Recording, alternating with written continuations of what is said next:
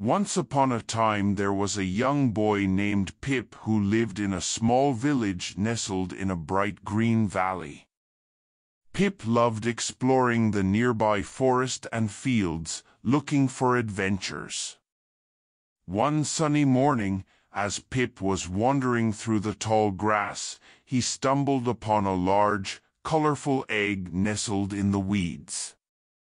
Pip gasped. He had never seen an egg so big.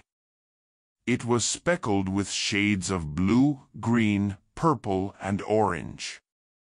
The colors seemed to swirl together, shimmering in the sunlight. Pip bent down to get a closer look at the egg. As soon as he touched it, the egg started shaking back and forth. Pip jumped back, surprised. Had he caused the egg to move?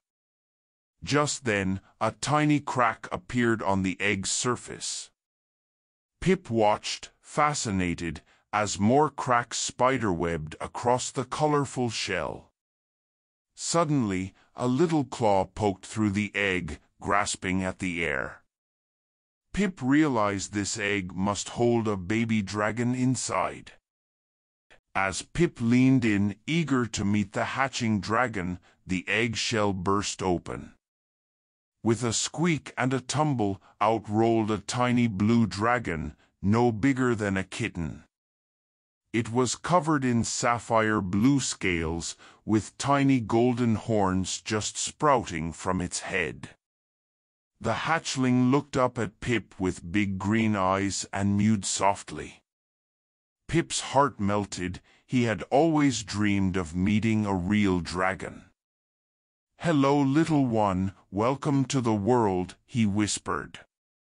The baby dragon chirped back happily in response.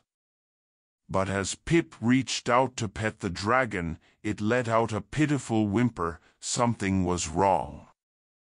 Pip scooped up the weak, shivering dragon and inspected it gently. To his dismay, he saw one of the dragon's wings was bent at an odd angle. "You must have hurt your wing in your egg," Pip said. "Don't worry, I'll take care of you."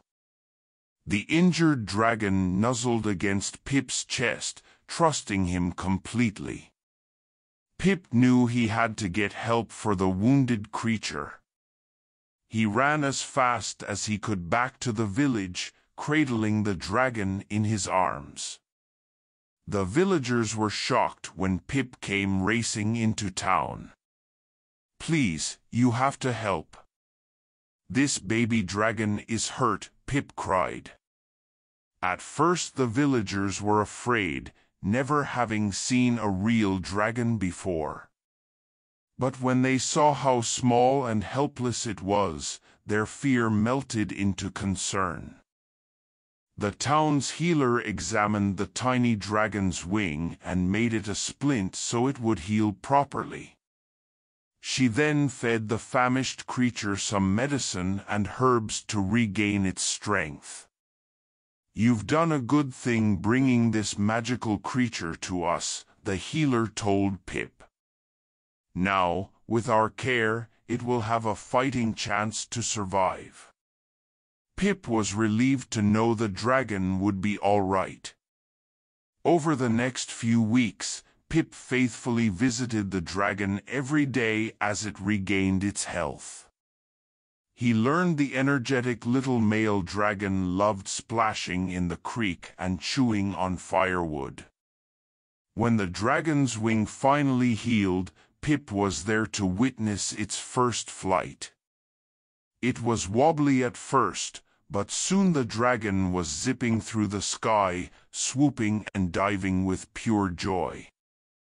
But even though the dragon could now fly and hunt food on its own, it never strayed far from Pip's home. Every night, the loyal dragon slept curled up by Pip's bedside.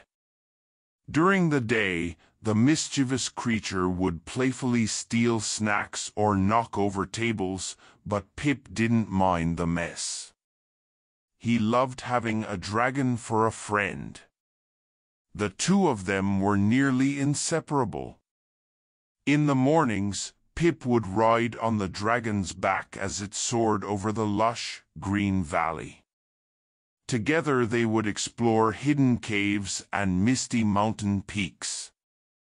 At night, Pip would gaze up at the starry sky and tell the dragon tales of dragons from the past, and all the great things they would do together one day.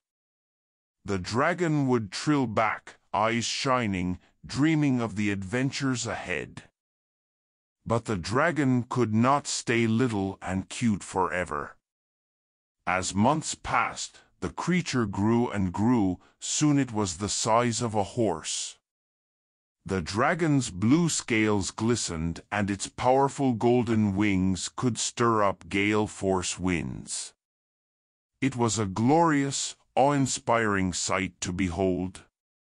While the dragon was still gentle with Pip, it became increasingly unruly and difficult for the villagers to manage. Livestock had been burnt to a crisp by stray puffs of dragon fire. Streets and roofs were battered by the gusts from the dragon's wings as it took off. The dragon's thunderous roars shook the village houses to their foundations. The villagers grew worried. "That beast is too dangerous," they cried. "It doesn't belong in our little village." They begged Pip to send the dragon away or keep it locked in a cage. Pip was heartbroken. He didn't want to abandon his best friend or treat it like a prisoner. But he also couldn't let the mighty dragon keep hurting the villagers and their homes. Pip agonized over what to do. He loved his village, but he also owed his life to the marvelous creature who had hatched into his world. Finally, Pip made a difficult choice. He decided to release the dragon back into the wild open skies. Though it broke his heart, he knew the dragon deserved to fly free and uncontrolled by human hands. Pip led the reluctant dragon to a high, rocky cliff at sunset. "It's time for us to part ways, my old friend," he said, tears welling up in his eyes. The majestic dragon bowed its great azure head down to nuzzle Pip one last time, crooning softly. It knew in its heart Pip was doing what was right. With a gust of wind from its massive wings, the dragon rose into the painted sky.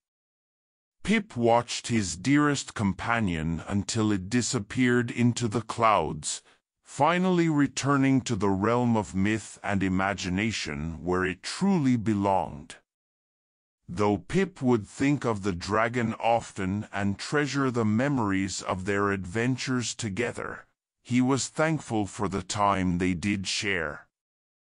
And sometimes, if Pip was very lucky, when he lay dreaming at night, he would hear the distant cry of a dragon echoing through the stars above.